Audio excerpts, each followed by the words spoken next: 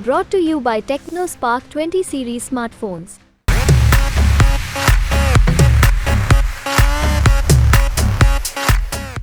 प्रशांत किशोर कहते तो हैं कि इलेक्शन स्ट्रेटजी का काम छोड़ दिया है, लेकिन पुराना प्यार, पुराना प्रोफेशन कहां छूटता है।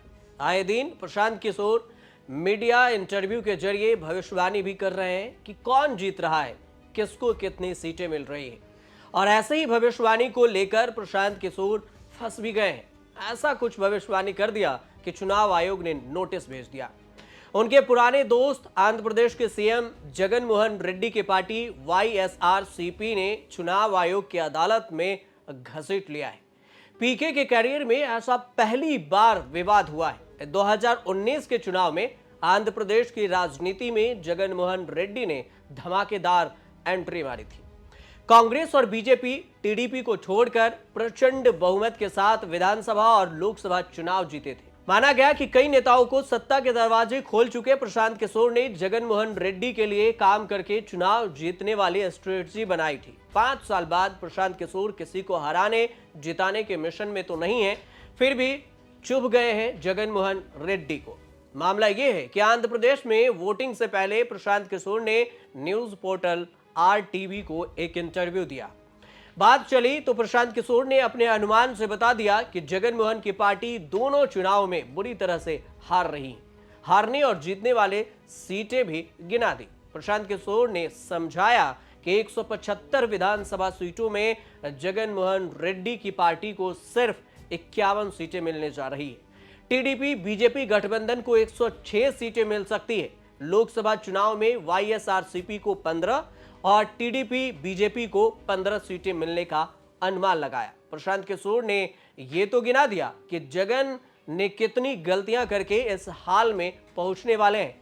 जगन की गलती के कारण ही 2019 में जिताने वाली मां और बहन शर्मिला रेड्डी उनके खिलाफ हो गई थी। यहीं से ब्लंडर भी हो गया।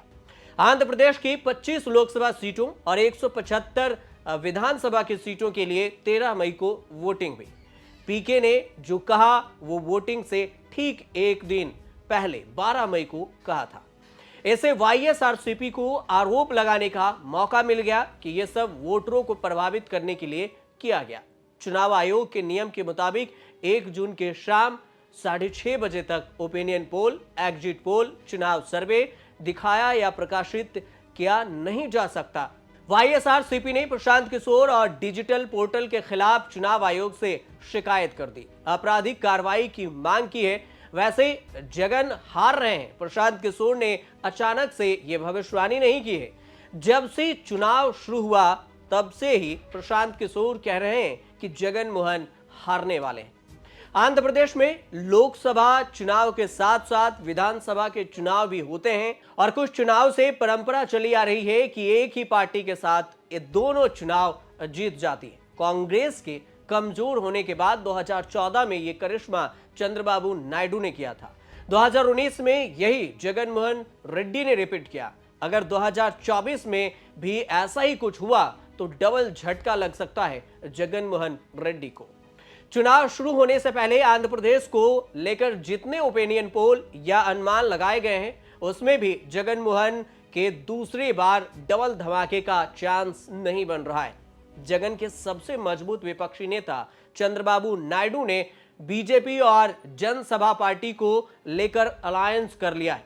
जगन मोहन विरोधी वोटों को बिखरने से रोक रहे हैं। कांग्रेस दोनों के लिए मुश्किल खड़ी कर रही है। शर्मिला रेड्डी ने दिन रात एक कर दिया। जगन और चंद्रबाबू दोनों को झटका देने के लिए एक करने में जुटी हुई है। हालांकि कांग्रेस के लिए अभी भी संभावना कम है, लेकिन यह संभव है कि कांग्रेस दोनों को नुकसान करके कुछ अपना फायदा कर ले जा सकती है।